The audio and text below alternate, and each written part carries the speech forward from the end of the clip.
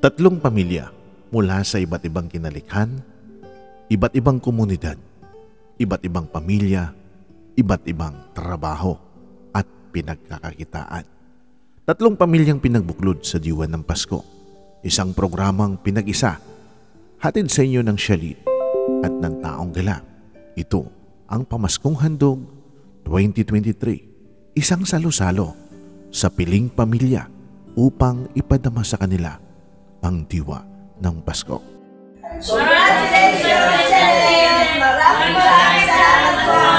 Sinabi niya nga yung purpose nila nung kasama nila. Tapos yung kayo din po, hanap daw siya ng pamilya na pwede namin daling dito. Yung alam namin na hindi pa nararanasan na ganito. Sila po ang nagpapalala. Alam ko na kailangan nila sa ganung paraan man lang, hindi man sa akin manggaling, makapagbigay ako ng saya sa kanila. Ito pong luha ko ito ng kaligayahan na hindi ko maipaliwanag kung bakit. Para ko na rin silang kasing kapatid na tinutulungan sa barangay. Hello po, good afternoon. Ako po si Mary Lucio, taga-Tampok po. Bali sila Kuya Romano po, nung huli po namin silang nakita doon sa Chong sa Hangga. Bali hindi naman po sila yung hindi sila yung masasabi mo namamalimos. Kasi po nagtitinda sila ng dishwashing tsaka doormat para po magkaroon sila ng pagkita sa araw-araw. Hindi po sila yung lumalahad para bigyan mo ng pera, ganun po. Kung bigyan nyo sila, salamat. Kung hindi po, salamat pa din. Kaya nung time po, nung gabi na yon, nakita ko po sila na titingin-tingin po sila dun sa niluluto. Tapos kami po nung asawa ko, ng anak ko, kumakain. Hindi ko po sila tawag po dito, hindi ko po matiis. Kaya in-orderan ko po sila ng pagkain. Tapos magaan po yung loob ko sa kanila. Yun po, tapos nung pinost ko po sila sa Facebook, ayun po, nag-offer po yung chalet na makasali po sila sa libreng sali-sali. Salamat po. Thank you so much, ma'am. Maraming salamat. Ano na pong pakiramdam ngayon na nandito na kayo? Masaya po. Masaya na? Kahit pa paano, at least nandito na kayo, ano? Bumiyahe ka ba kanina o nag-sideline ka muna? Nagkakot po kami ng buwang kanina. Buti nakahabol naman. Anong pakiramdam? Masaya po. Julia. Masaya po. So ito ba yung first time nyo na makapunta dito sa Shalit? At first time din bang magsalo-salo kayong pamilya? Opo, ngayon lang po. Kahit pa paano, mauna yung advance natin celebration ng Pasko, dahil po sa Shalit. Pabayanan lang natin, ha? Ano pong pangalan niyo? Kung okay lang. Linda po. Ano sa kasalukuyan ang trabaho ninyo? Wala kaming trabaho. Aban-aban lang kami. Yung nagtitinda-tinda na, yung ba yun? Basahan? Basta Pero si ate, hindi nyo kakilala. hindi masyadong Ito ba ang kauna-unahang pagkakataon na makaranas kayong mag-asawa na sa ganitong klaseng okasyon? Ngayong Pasko. So, pasalamatan natin ng Diyos, at talagang ginamit ang Shalit para sa pagkakataon nito ay makaramdam tayo na napakasaya ng Pasko.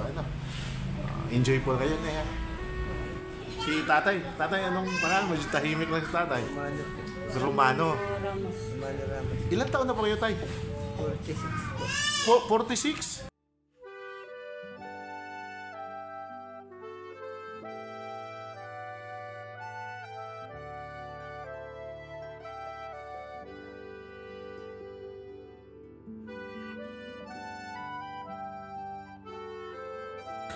siya lang pag mayroon. Wala po. Wala po meron. So si nanay ay pangalawang muna. Pangatlo po yun.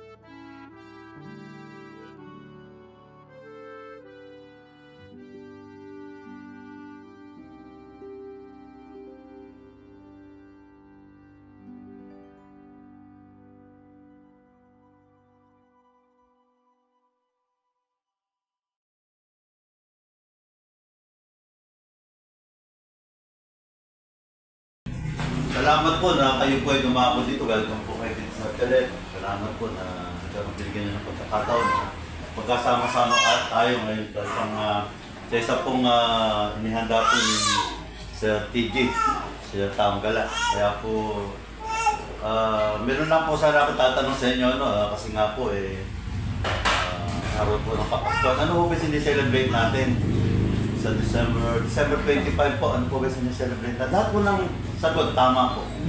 Pagsilang araw. Tama po. Kayo po mong nanay.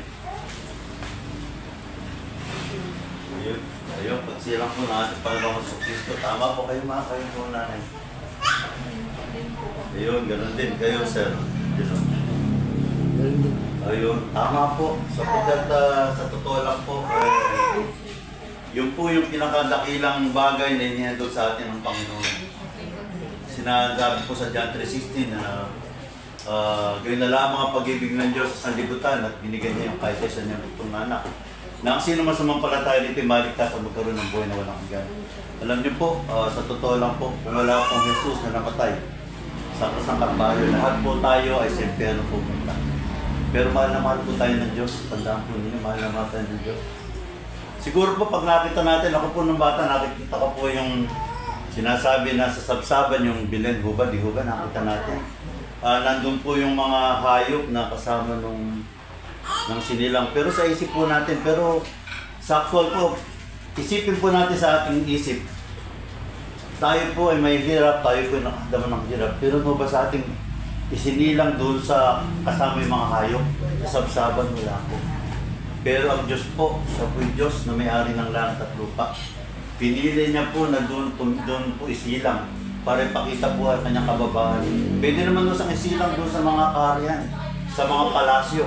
Pero hindi po na ginawa. Gano'n niya po kamahal ng natin. Kasama po, nandun po yung ini ng hayop, nandun po lahat ng dumi ng hayop. Ano po kaya makita natin? Siguro po nakakahambal na makita. Pero yung pong ginawa ng Diyos. Mahal naman po tayo ng Panginoon. Sabi nga po, kung wala nga po naman sa Krusang Kalbaryo, wala po tayong lahat. Pero sa kabutihan po ng Diyos. Pero ang isang regalo po ng Panginoon sa atin, ang kaligtasan, paano natin ito matatanggap po sakaling binigay ng Diyos yun, pero hindi naman natin kinuha? Wala pa rin po. Ang kaligtasan po, binibigay ng Diyos to. Pero kinakailangan po natin tanggapin. Ngayon, kung hindi po natin siya tatanggapin, bali wala po. Totoo po may pero, kaya po nakakatakot. Pero kailangan lang po natin, sambahin natin ating Panginoon, isuko natin ang buhay sa Kanya, at yung makikita natin ang kaligtasan. Dahil po ng bagay dito sa mundo, mawawala po ito. Pero tandaan niyo po, ang Diyos po ay patuloy na magmamahal sa atin. Patuloy na tayo ingatan niya. Kailangan lang po natin isang paglapit, isang panalangin lang po. Wala po yung posible sa Diyos, mayaman po ang Diyos natin eh. Kailangan lang po natin talagang ilapit, ano man po ating problema, ano po yung ating kabigatan. Kayang-kaya po tayong tulungan ng ating Panginoon. Sige po, pwede po ba kayong panalangin ko at pwede sumunod lang po kayo sa aking panalangin. Dakilang Diyos, sa aming sa langit, na may gawa ng langit at lupa. Ako po, sabihin niyo ang pangalan niyo. Narito po sa iyong harapan, sinusuko ko po ang buhay ko sa iyo, at tinamit ko po na ito ang sarili kong tayo pagkitas ng aking buhay. Dahil po kayong Panginoon, ito na mag-ahari sa akin at tutuloy yung aking buhay. At salamat po sa iyong pagtubos ng aming kasalanan mula po sa Krusang Kalbaryo. Tinatanggap ka po namin na maghari sa aming mga buhay. Amen. Ako na po Amen. Panginoon, narinig po ang panalangin ng bawat isa nila, Panginoon. Ang dalangin namin, O God, na patuloy na samahan mo sila, Panginoon Lord. Ano man po ang hirap ng buhay, ano man po yung lahat na mangyayari, O God, Lord, walang imposible sa iyo, Panginoon Lord. Dalangin namin, O God, sa hapon ito, Panginoon, samahan mo sila, Panginoon. Patubayan mo ang kanilang mga buhay, O God. Ingatan mo sila, Panginoon, sa kanilang mga pupuntahan, O God. Sa kanilang hanap buhay, sa kanilang trabaho, Lord. Bigay mo ang pabor, Panginoon, para sa kanila, Panginoon. At Lord, paganin mo, Panginoon, ang kanilang dalahin, O Diyos. At patuloy na ang patnubay at paggabay, patuloy bigay mo sa kanila, Panginoon. Lord, salamat mo, Panginoon, Lord. At hapong ito, O God, dinangkin namin, O God, na lahat ng katagumpayan ay patuloy na ibigay mo sa tatlong pamilyang ito, O God. at patuloy na gabayin mo sila pag nasa kanilang pang-araw-araw ng buhay. Salamat po, Panginoon. At Lord, salamat din, Panginoon, sa buhay ni Sir Taong Gala, Panginoon, na patuloy na ginagamit mo para sa kanyang asawa, kanyang pamilya, Panginoon, Lord. Dalangin namin na bigyan mo siya, Panginoon, ng makabang buhay, kalakasan. Ingatan mo siya, Panginoon, sama sa tutungo, sama siya paparoon, O God. At Lord, ano man ang kanyang misyon, ang kanyang dinadala, O God, ang kanyang nais na mangyari sa kanyang buhay, O God, na madala ang mga tao, O God, maabot ang mga mahihirap, Panginoon, ang mga kapuspalad, O God, Lord. Ikaw na po mag-supply na lahat ng kanyang kakailanganin. Bigyan mo siya ng higit pa, Panginoon, ng kakayanan, kalakasan, supply mo lahat ng kanyang kakailanganin. Maging ang mga tamang tao na kanyang makakasama, Panginoon. Lord, salamat po, O God. At sa hapon ito, O God, Lord, hayaan mo pong ibalik po namin sa iyo ang pinakamataas po na papuri. Nagmumula po sa aming puso sa natatangan pangalan ni Butong na anak ng si Jesus. Amen. Amen. Amen.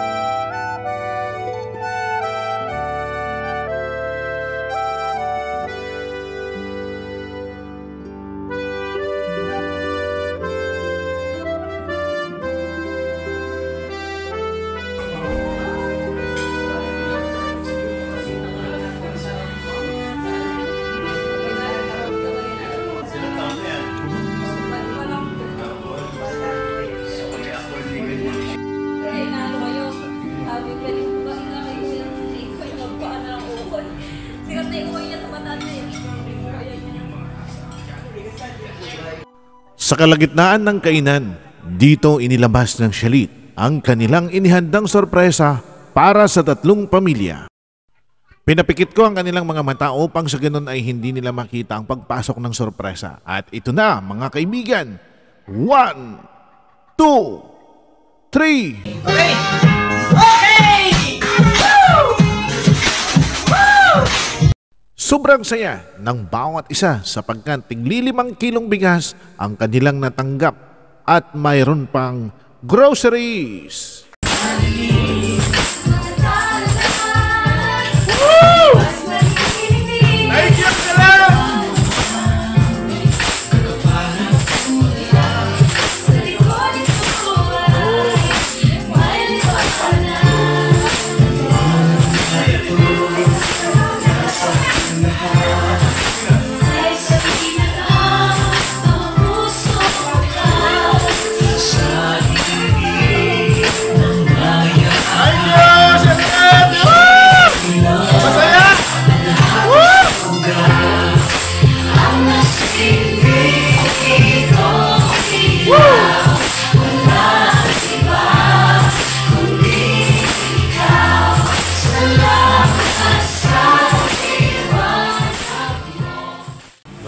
Nagpapasalamat po ako sa inyo, Sir Taong Gala, sapagkat dinala mo sila dito upang mabigyan namin ng konting kasiyahan. Siyempre po, natutuwa po kami at naging bahagi po ang Chalet. Unang-una po, alam naman natin na si Lord po ang nangunguna rito at siya po sa kanya po lahat ng kapurihan. Salamat po na nakilala namin sila at nalangin namin na patuloy pa silang maging buo at maayos sa kanilang pamilya sa mga hinaharap na mga hamon ng buhay. Kung ang pamilya buo, alam na yun po ang gusto ng Panginoon sa atin, na patuloy ng pagmamahalan. Yun po ang tunay ng diwa ng Pasko. Kaya po namatay ang ating Panginoong Jesucristo sa krus ng Kalbaryo upang ang lahat po tayo ay maligtas. Yun po. Kaya po sa kababang kalagayan niya bilang isang Diyos na nagkatawang tao, sinilang po sa sabsaban para po tayo ay makatikim ng ating kaligtasan sa ating buhay. Yun po. Kaya po yung regalo ng Panginoon, huwag po natin sayangin. Ito po'y tanggapin natin at akinin natin sa ating buhay na siya po ang ating buhay tagapagligtas. Sir, ano na rin sir, hingin ko rin din sa inyo ang pasasalamat sa lahat ng mga tumatangkilik sa Chalet, ano? At balita ko may good news tayo. Pwede po bang mabanggit yun? Ano po ba yung... Unang-una po, nagpapasalamat po kami sa Panginoon sapagkat nagulat po kami na kami po ay nagkaroon po ng award doon po sa Restaurant Guro na isa siyang grupo po Panginoon, grupo po na pang-international na legit po. At kami po ang hinirang nila na the best, number 1 sa 180 restaurant po rito sa Aguling. 4 po ang binigay sa aming award. Hindi ko na po isa-isahin. Masaya na po kami na nakita at nakilala kung ano po ang meron po sa Chalet. Siyempre po, hindi po mangyayari yun kung hindi po sa tulong ni Lord. So, salamat sir, thank you so much sir. Maraming salamat. Salamat din po sir at yung po aming mga binahagi nito ay sana po makatulong po sa kanila at kahit po sa konting maliit na bagay, napasaya po namin sila.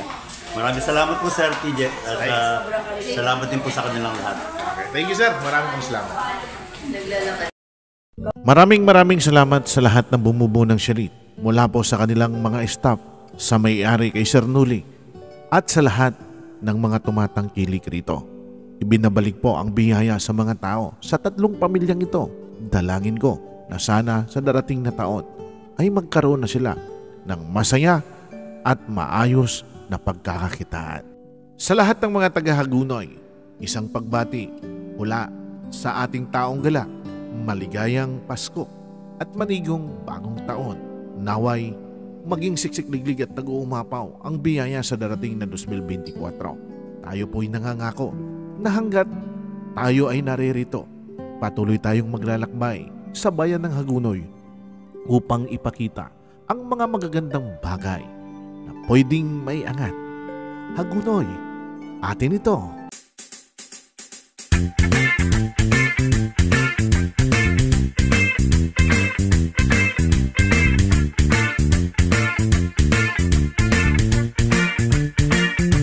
Maging mapagbigay sa gabay ng Diyos upang maging tulay sa mga hikahos. Simpleng kadakilan ang pagtulong ng lubos, sorpresa ng tuwa sa puso ay tagos. O sino ba ngayon ang ayaw bang matapos? Lahat naman tayo gusto ng maging maayos.